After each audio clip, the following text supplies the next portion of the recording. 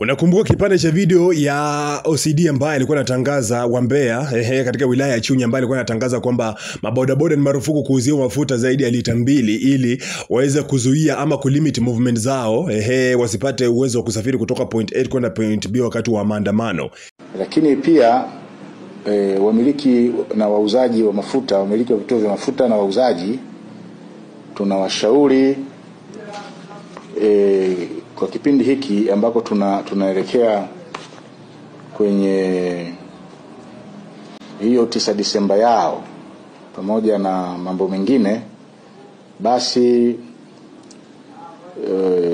wasiwauzie mafuta mengi bodaboda pamoja na bajaji.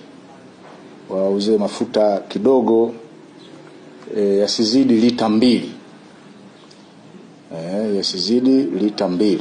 Sasa jeshi la polisi Tanzania bana wamejitenga na kauli hizo na wametangaza kwamba lazima watafanya uchunguzi kuhusiana na afisa huyo kutoka kule Chunya. Sasa jeshi la polisi Tanzania limetoa taarifa kwa umma kufuatia kusambaa kwa maelezo mtandaoni kuhusu mkuu wa polisi ya wilaya ya Chunya OCD. Alitoa maelezo kwamba wananchi kwa waandishi wa habari kuhusu kiwango cha mafuta kinachopaswa kubebwa na vyombo vya usafiri kama bajaji na bodaboda kuelekea Disemba 9.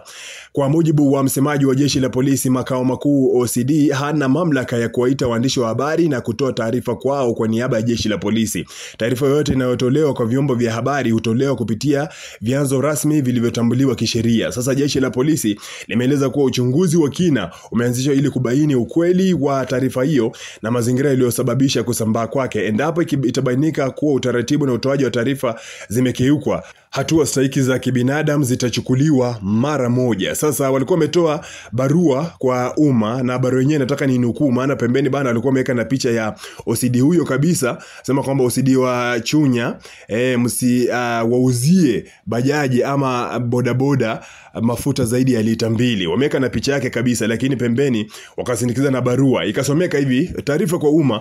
Jeshi la polisi limeona na linafanya uchunguzi wa taarifa inayosambaa kwenye mitandao ya kijamii ikionyesha imetolewa na mkuu wa polisi wilaya ya Chunya mkoani Mbeya kwa waandishi wa habari kama ushauri wa wamiliki wa vituo vya mafuta wilayani humo. Sasa uchunguzi huo unafanyika ili kupata ukweli wa taarifa hiyo, kwani hana mamlaka ya kuita waandishi wa habari na kutoa taarifa kwao. Ikibainika hivyo, hatua stahiki zitachukuliwa mara moja. Na hii ilikuwa imetolewa na msemaji wa polisi makao makuu ya polisi Dodoma, Tanzania. Sasa polisi bana kupitia jeshi la polisi kiujumla wamesema kwamba OCD wala hana mamlaka ya kuita press ama kuita waandishi wa habari na kuwapa maelekezo yote. Taarifa yote muhimu ambayo inatoka kwenye jeshi la polisi ina vyanzo vyake special ama vyanzo maalum ambavyo wanga anatumia ili kuweza kuwasilisha taarifa zake. Sasa inaonekana kabisa kwamba jeshi la polisi na wenyewe wameanza kujikanyaga. Yani kila mmoja ameanza kutoa taarifa ambazo zinawakanganya umma. Sasa inakuwa ni vigumu wao kuweza kufanya coordination